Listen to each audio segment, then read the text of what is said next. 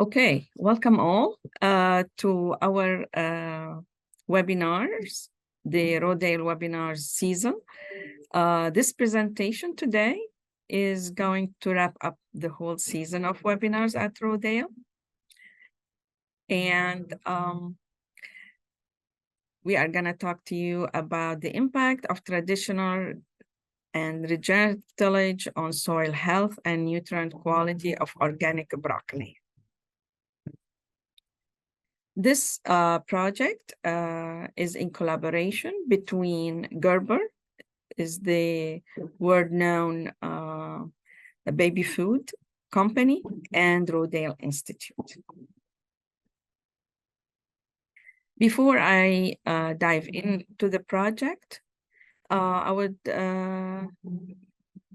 discuss some housekeeping points.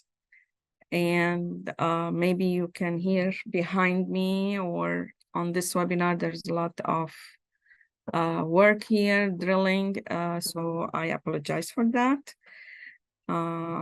Maybe Justin can check on this so we can proceed. So you can hear me. If I'm not audible, please check your system. For questions and answers, please use the question QA button when you want to present your questions. And avoid as much as you can the chat so it will not disturb others and myself. For all other problems, please contact Justin Barkley, who is the education manager at 610-683-1442. And as you know, this is recorded presentation, and it would be within a week or 10 days would be uploaded on our website, and you will receive a notification that it is ready to see again. With that, I may close my video so we can focus on the presentation. So let me start a little bit with a background on the broccoli. According to the U.S. Department of Agriculture, broccoli was produced on 111,600 acres with a farm gate value of 872 million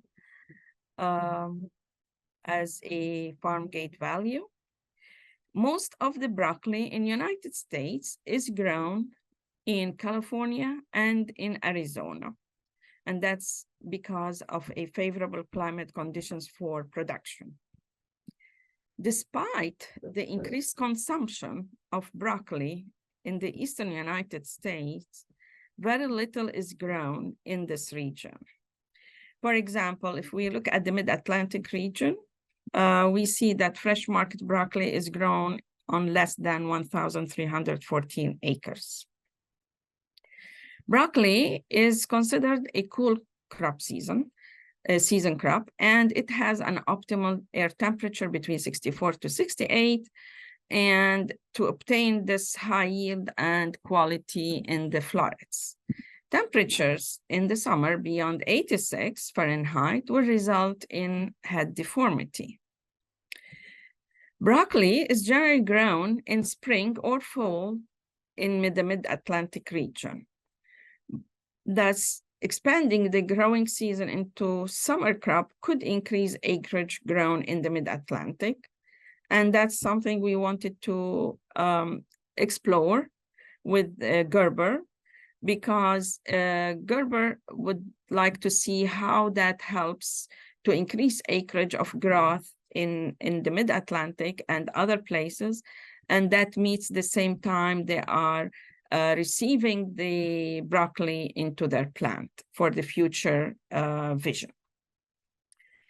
But let me go over some of the health benefits of broccoli. Broccoli is 90% water, and it contains antioxidants and phenols, such as phenols and flavonoids. It supports the blood sugar level because it's very, very low in sugar compared to other vegetables, such as winter squash or sweet corn. It is very low in calorie. It is 35 calorie per 100 grams, which is also extremely low in energy, as we say. Compared, let's say, to squash or to potato, they are about 367 calories per 100 grams. So it's pretty low. In addition, broccoli really helps blood pressure because it is very rich in mineral, which is the mineral potassium. And so for people who are under the impression that they have some other blood pressure, this crop would be very helpful to support their blood pressure and regulate the blood pressure. Also, it's a great source of fiber and it is low in carbohydrates. So it aids in digestion and having a healthy weight management. Not only that, but it boosts the immune system because it is rich in vitamins C, K, which is important for blood clotting, and B9, the folic acid, which is important also for pregnant women. And it is rich, as I mentioned, in potassium, but also in magnesium, calcium, iron, and manganese. Overall, we can say it is a nutrient-dense crop, like number one, because it is high in nutrients and very low in calories. So let's talk about this project, this collaboration. So we all know that Gerber is a world-known baby food company. Gerber is always committed to sourcing high-quality ingredients that include fruits, vegetables, and grains to nourish babies. They are also committed to include nutrient-dense ingredients. They are committed to the planet through clean field farming practices, and they are working towards reducing carbon emissions and water use by 35%. With these above goals, Gerber and Rodale collaborated to investigate a crop rotation of 3 years to see how we can build soil carbon, or we can sequester carbon in the soil when vegetables and grains are grown organically. And what is the potential of adoption of these practices by vegetable growers? So let's look in details about this project that started in 2020 and it is still running. So the goals is that we need to look into carbon sequestration by using two management practices. One of them is the traditional, which I refer to it as intensive tillage, which is the most used by growers, or tillage. You will see that in the results. And compare that to the regenerative farming practices, which we will discuss what they are. And also they are looking into to see how the broccoli yield and the nutrient quality in these farming practices will vary. We looked into broccoli because it is a nutrient-dense crop and can be useful to introduce in the future into baby food. So as a visionary company, Gerber always looking for how they can improve the planet, how they can source excellent quality and nutrient-dense food for the babies to include in the new generations that they are developing at their plants. We designed a rotation that it is a 3-year crop rotation, and that includes in the first year cover crops that includes spelt versus rye, and followed by cowpea as a source of legume, and then followed by applying compost just before planting broccoli. In the second year, which is in the second year of the crop rotation, we still have spelt and rye, but we let it grow as a grain crop as a high value for the grower. So a vegetable grower doesn't need only to grow only vegetables, but they can incorporate grains in their crop rotation. And so in that, when we get the crop rotation in the second year where grains are harvested, this is where we leave we harvest the grain at high, meaning we just clip the heads of the rye or the spelt, and we leave the straw there. In the cases of the traditional, of course, we mow it and we take it away. And in the source of the regenerative, we keep the straw and we roll it. So meaning we are keeping the whole straw there. And then we follow that with green beans and black beans. And then we come back to the third rotation, the third year in the rotation, where we go back to using spelt and rye as a cover crop, meaning we grow them from the fall to the spring. And then we either till them into the soil or we roll them with a roller crimper, and then follow that with cowpea and application of compost prior to planting of broccoli. The objectives in this project in details that we are assessing soil for physical, chemical, and biological properties. We are assessing broccoli nutrients in the head, and this is for minerals. We are assessing for protein and amino acids, the essential and non-essential. We also assess the grain that we collect, the spelt and the rye, for yield and nutrient quality, as well as the bean for yield and nutrient quality, the green bean and the black bean. And we usually, the growers put green bean alone, but we wanted to see how the black bean could be another cash crop that a grower could build into the high value, so they can sell it during the winter time, not only as a green bean, which is fresh market, and then looking into how a grower can continue with selling the black bean as a dry bean, which is important as a source of financial money throughout the winter till the next season. So let's dive into the farming practices. So when I'm talking about the traditional farming practices, and we are using intensive tillage. This is where we are using the moldboard plow, which flips. You can see how intensive it is. It flips the soil upside down about 8 to 12 inches. And we disc and pack to establish the cover crop and crops that follow. During the season, we do some cultivation to eliminate the weeds.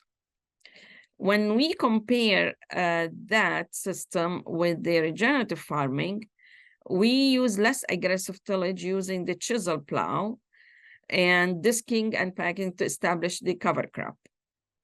But after we establish the cover crop, we continue to use a less aggressive and a system, what we call it, no tillage. In this, we are doing a rolling crimping using a roller crimper. We keep the, let's say, the cover crop or the straw after we take the grain, and then we roll it to give us this beautiful mulch, a biological mulch. It looks like a mat, and that benefits a lot of the protection of the soil, as well as helping the microorganisms. So if you look here in the top photo, you could see side by side when we roll crimp versus the one that we tilled and packed, preparing for either cowpea or broccoli. So when we have beans, for those in the regenerative farming practices, we just, after harvest, we are done. We just go and flail mow that, and we continue to the next system after that for the second year. Just to point out for those who do not know what is regenerative farming practices, these are the pillars that we look into minimizing soil disturbance. Always there would be plants in the ground year-round, whether it is a crop or a cover crop. It is important to diversify the crops during the season and the space. So in our crop rotation, we use different crops from vegetables, cover crops, as well as grains. Also, precision application of biological chemical inputs, meaning that we put the things that we needed to put in the place for the production and the protection. Also, integrate livestock when possible. In that case, we did not include livestock, but another source, we have been putting the biological inputs, which is the compost in this case. However, these 5 pillars do not really include anything about nutrient quality or nutrient density as a major pillar. And I think in the future, it would be very helpful that would be a 6th pillar to understand that not only going through those, but the outcome would be a nutrient dense crops when we have to use any of the regenerative farming practices. So we all know that soil health has a wide range of values, but each practice you will implement will result in a different nutrient density.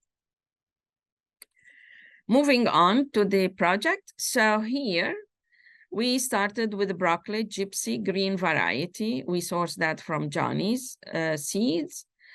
We also planted burgundy, which is a purple, but I'm not gonna talk about the results in this presentation. We'll keep that for another presentation for you.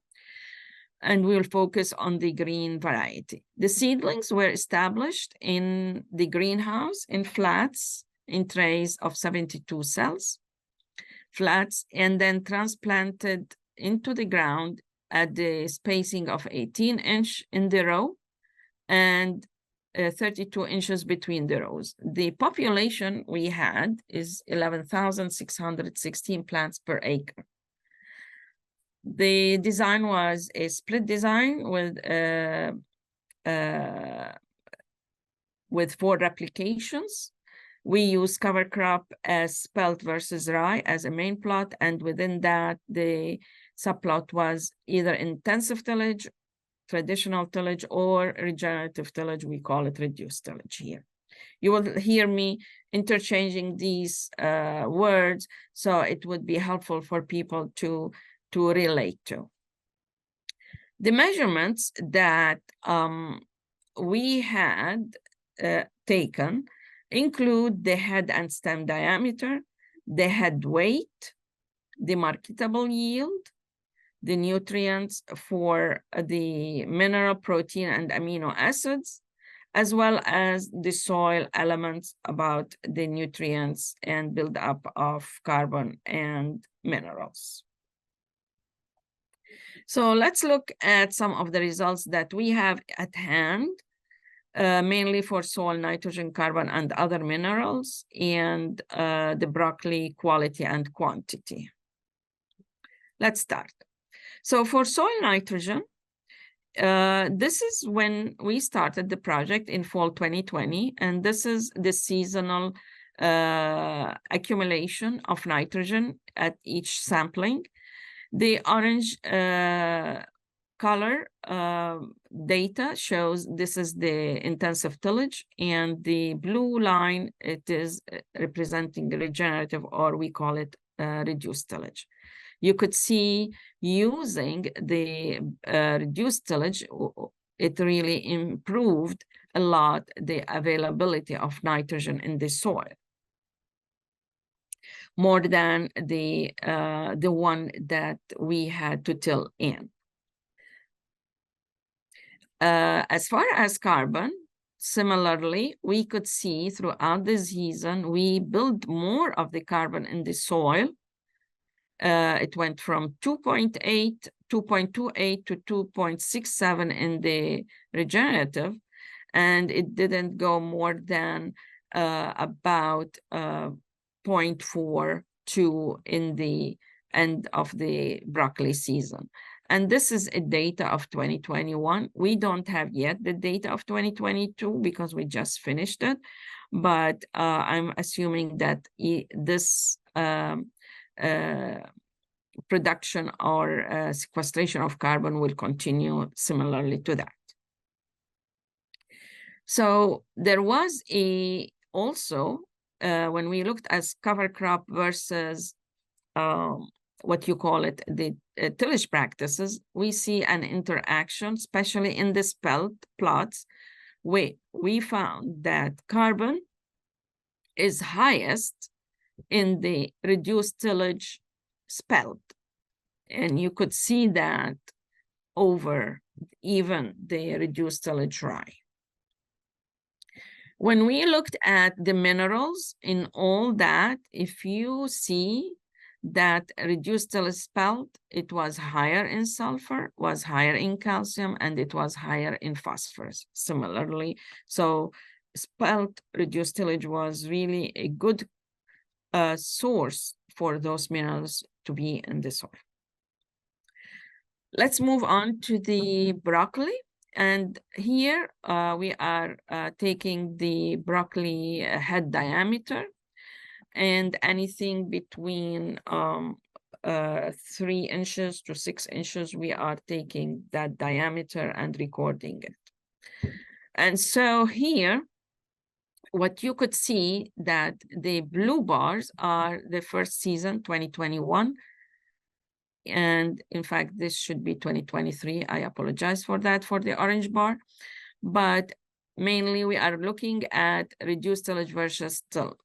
And that's because there was no impact of the cover crop, but there was the impact of the practice itself.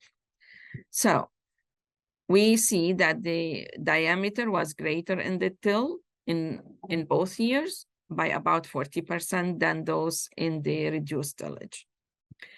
So the range was between 2.9 to 5.6 inches.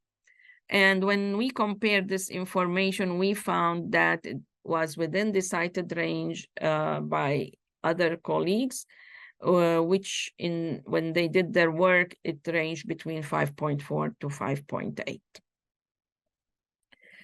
Looking at the stem diameter now, and under both practices, again, this is supposed to be the orange 2023.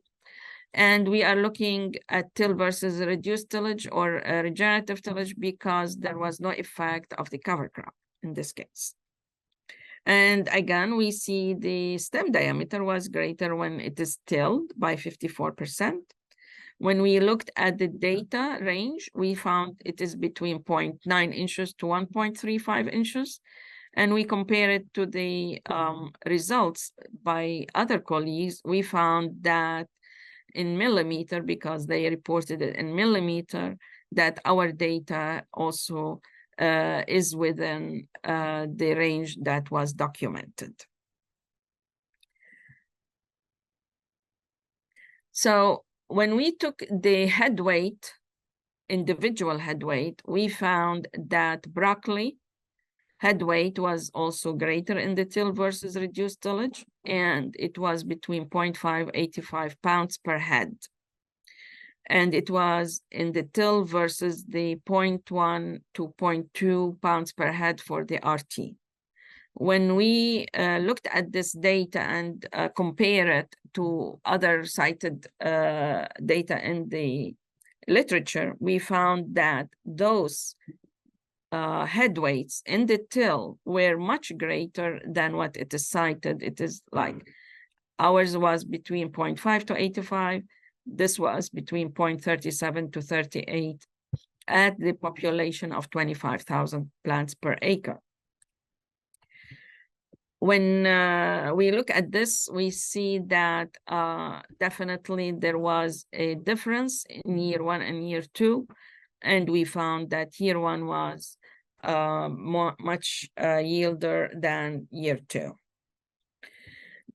So the mean marketable yield in this case really followed the same trend of the individual head weight. Similarly, we could see that marketable tilled over much greater than the reduced till, but also we found that in spelt was similar in spelt and rye in the tilled as well. Now, in the spelt RT yielded more than rye. This is here, you could see in the year 2, we had it more than in the year 1. Compare the results with documentation, we found that our yield in the tilled was much greater of what has been documented, and they document colleagues about 5,000. Ours was beyond the 8,000 pounds per acre. However, our RT were much lower than what has been documented. However, when we look at the nutrient quality of the broccoli, and here I'm presenting you with the regenerative tillage, which is in blue bar, and the tilled intensive tillage with the orange bar, and there was no effect of a cover crop, you could see that the nutrient nitrogen was high, as well as potassium. And so when we looked also at the crude protein across practices and cover crops was on average 29.06%, a high value of protein compared to grains or other crops. I want to draw your attention to something here. So when we are talking about the nutrients, so we always have to relate it to the daily requirement value of what we need. For example, if I want for an adult to have per day, how much the daily requirement value of potassium? They require about 4,700 milligrams for every 100 grams of any kind of food. So in this case, when I calculated the amounts that broccoli is providing, we found that it is providing in average about 3,500 milligrams per 100 grams.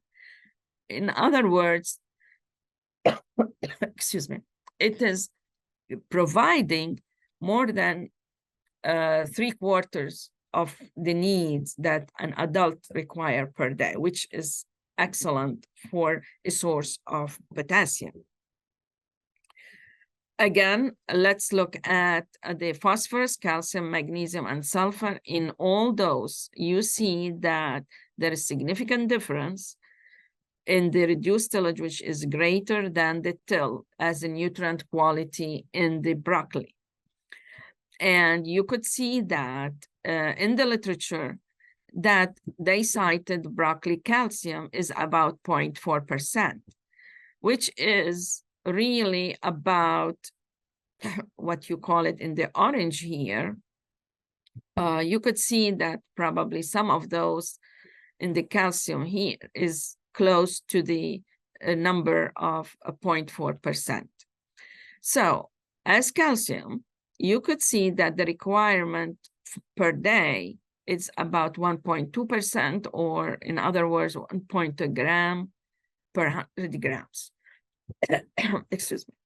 So the broccoli, in this case, is providing with 58% of the daily required value of calcium. That's another good example how this broccoli is really giving a nutrient quality, just how much, at least anything beyond either 100%, not 100%, 3/4, 75%, or 58%. But let's look at the micronutrients, such as manganese, iron, zinc, and boron. And we can see again, in all manganese, iron, and zinc, the reduced tillage has more and significantly than the till, except the boron. The boron was more in the tilled plots more than in the broccoli grown in the tilled plots than in the reduced tillage. So as a source of iron, we find that it is really providing humans with 25% of the daily requirement, and as zinc, about 30%. That brings you back to the functionality of the nutrients and how really it helps your system, your immune system. It helps your, including this in the diet, it really builds the cells and the functions of all the body regulatory processes. So in summary, we can say that regenerative farming practices in this project increased soil nitrogen, increased the carbon, the phosphorus, the calcium, and sulfur when we compare those to the traditional practices over the time. Yes, we had not expected this, but reality says that head stem and diameters in the tilled were much greater in the reduced, in the till more than the reduced till. And also the individual head weight and marketable yield were greater, as we have seen, in the till over the reduced till. However, we should also look at the positive way of what we have found. We found that broccoli is a nutrient dense. It has a lot of phosphorus, calcium, sulfur, manganese, zinc, and iron, especially under the regenerative practices, more than the ones in the intensive traditional practices. And it's a great source to be included for adults as well as babies and toddlers, because we have seen here that it's providing a lot of nutrients for daily requirements for zinc, iron, calcium, and potassium. Let me tell you some of the challenges that we faced during the production in these 2 seasons of broccoli. Remember that this project, we did not use any row covers like any growers or medium or small growers use, because we want to mimic a large-scale production for Gerber. Definitely weather and pests are major problems. And in 2021, what happened that we followed a spraying program for pests and diseases every 2 weeks. In the mid-Atlantic, especially in Pennsylvania, at where we are in Kutztown, we have very humid rainy season in 2021. We had pest injuries from the loopers and the flea beetles. We had hot summer, and regenerative tillage plots were late in production, beyond the window we expect the production to happen, such as only in September. The weed pressure was very high in the reduced tillage, as you can see here. In 2023, we followed a different program to be more conservative. We started every 7 to 10 days, meaning we wanted to make sure we have the least pest injury, and we succeeded with that. And then we had a very dry whole month of May, which is the time we require to do some field practices, tilling, packing, and really delayed a lot of the tillage practices. And you could see here how dry the soil was. And we have been careful, like we were waiting for like 0.1 inch just to get there to start working. So this was done after about 2 times of rain, getting about 0.25 rain, so we can go to the field and do all the tillage. Again, we had a weed pressure as well, and we had a very late production, but we had also to wrap the production very early this year because we had an early first frost. So let's go over some recommendations based on the observations and data we got today. Broccoli can be a very good potential crop for growers and can be considered a viable option that Gerber can include in the future as part of their baby food, especially because it is a nutrient-dense vegetable. Choosing a crop rotation would be advisable that includes broccoli grown either in the spring or in the fall, but in my opinion, it would be helpful to get better in the spring season, especially in the mid-Atlantic, and using regenerative farming practices to advance production quality and quantity, as well as looking at soil health by increasing nutrients as well as sequestering carbon. A few cautions here. When you are not using any row covers, and especially it is very important that avoid areas where it is hot and humid, because as we said, even if you want to do a large scale, it will be helpful. And that was an eye-opening for everyone, including Gerber, where they can select the sourcing of the crops and how locations, as how the nutrient quality is really, because all the sourcing was always in the traditional practice, and they want to see how they can move into regenerative organic practices. So expect to spray more pesticides, but I suggest to avoid more of paying a lot of money to spraying, and even if it is OMRI certified, make sure you select a good site that it is less in weeds, but also can be less humidity and hot summers. Finally, I would like to acknowledge the funding by Gerber that really I enjoyed much working with the people in charge of the project, and really it made our collaboration available for the public so they can see how the vision is growing and our collaboration is growing as well. I want to extend also many thanks for our Rodale research team and the field operation team who were on top of things, and not to forget our research interns that they got trained and worked diligently on all aspects, from soil, from plants, for collecting data and processing. And with that, I just want to thank you all for attending and participating in one way or another in registering this project, this webinar. And by that, I will give you here my email address. We will answer questions now, but if something in the future that you feel you want to ask more questions and we did not address them, feel free to contact me.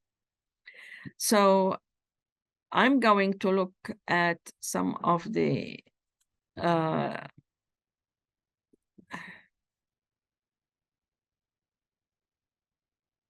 questions and answers. This is a question by Diane. It says, as broccoli is a mycorrhizal crop, how to maintain fungal activity and health in these soils where you grow broccoli and other vegetables in the Brassica family? You mentioned a 3-year crop rotation. Do you use summer cover crops? Excellent question, Diane. Let's take each piece of it and answer it. So I'm going to put my video here for you. Okay, Diane, a broccoli is a non-mycorrhizal crop. I would say after we did a lot of testing and working on crucifers, we found, yes, it does not promote mycorrhiza, but there are hundreds and thousands of mycorrhizal species. And so there are probably few that work with the broccoli or the crucifers. However, they are not as high density or richness or diverse when we are looking into the broccoli or any of the brassica family.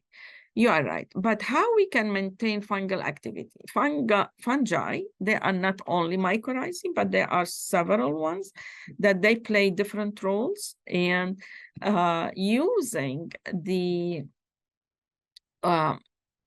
different systems, example, when we incorporated the straw or the compost that has fungi in it.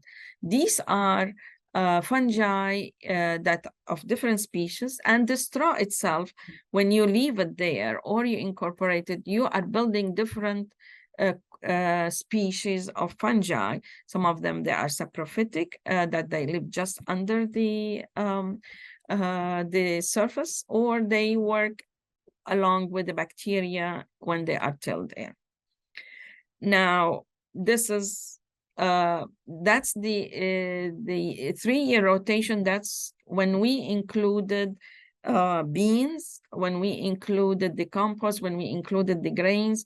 You are regenerating your soil and helping every way to continue growing those bacteria or fungi. Do you use summer cover crop? In the summer, we did not use a cover crop. We only put cover crops in the first and the third year. We planted the cover crop, spelt or rye, in the fall, and then in the spring, we either roll crimped or tilled, and then we followed by other crops. Now, in second year, when we did the grain, we used it as a crop, not as a cover crop, again, rye and spelt. And we let it grow until we harvested in July. And then we either roll crimped or we tilled in. Usually the growers use the traditional method where they, if a grain a crop they are growing, they will come with the combine and mow or take out the grain and all the way to the bottom, where they will see all the straw on the ground. But we thought, instead of removing that straw the traditional way, why we don't keep that straw standing by by harvesting with the combine high to cut the grain tips, and then keep the straw standing and then roll crimp it.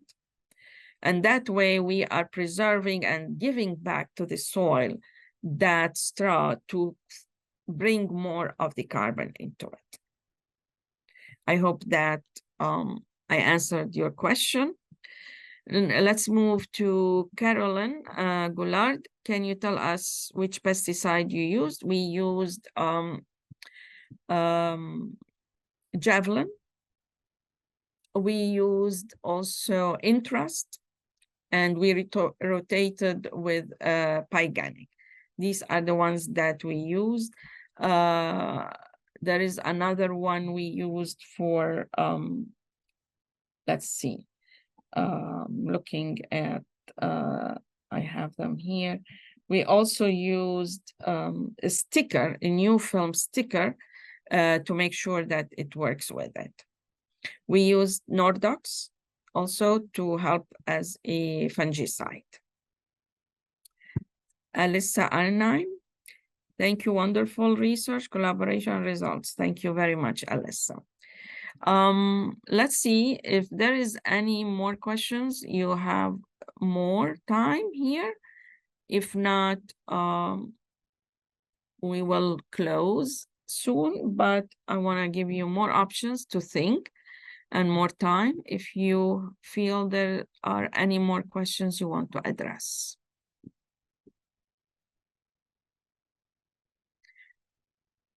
Okay, there is a question why we use spelt. Well, the common method we have used or growers are using is rye.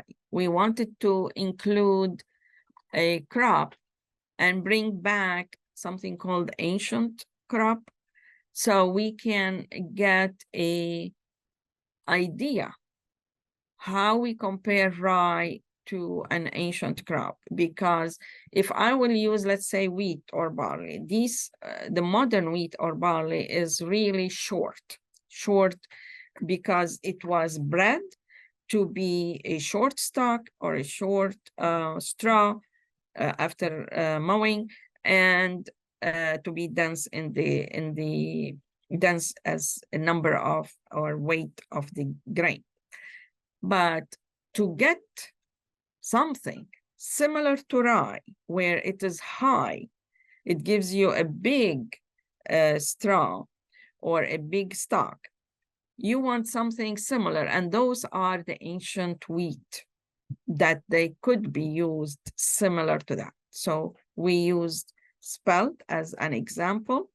So we can look into how spelt, because there isn't much work of spelt recently, or ancient wheat. We are working on several projects here at Rodale looking into ancient wheat in different locations and how they are really affecting different nutrients and amino acids. And so along the way with this vision, we incorporated spelt to show if we used it because of the quality of the stock there, how it really compares to rye. And as you have seen, the spelt really produced more of the nutrients in the soil. Diane Harvey, your pillars do not include keeping the soil armored, covered all times. Yeah, there was one, it says soil should be covered, or keeping live roots in the soil at all times. Will you conduct other trials to assess these practices? I will go back to that slide to show you about that. And then another one, Teresa Cow, I apologize if you already answered this. What are your primary indicators of the soil health? We are looking into soil health, physical properties, bulk density, compaction. We are looking into the chemical properties and biological, that includes all the minerals, organic matter, carbon, and looking into the biology, which is in this case the bacteria and the fungi biomass, and that using the labs that do the phospholipid analysis. But let me get back to Diane. I would go backward so we can look at that slide. Okay, so plants in the ground year-round. This is the second pillar where crops should be, or cover crops should be, covering the soil so they can eliminate erosion and helping the biology in the soil. I hope that this presentation really enlightened you. It gave you more information about how you manage your soil and how this crop is really a valuable crop for adults and babies and toddlers and young generation, because it has a lot of nutrients that can be developed. Carolyn asking, all the pesticide used, any of them organic? These are all organic, the ones that we have used, because the project is organic production. Yes, the ones that we talked about, the Pyganic, the Interest, the Javelin, they are all organic. Okay, looks like we got everybody here. And I just want to thank you again for joining us today. And this would be our last webinar for the year. And I wish you a very great season, harvesting, and coming winter season. full of excitement and vision and happiness. And happy holidays for everyone. Thank you so much. And we'll see you next year as well. Bye-bye.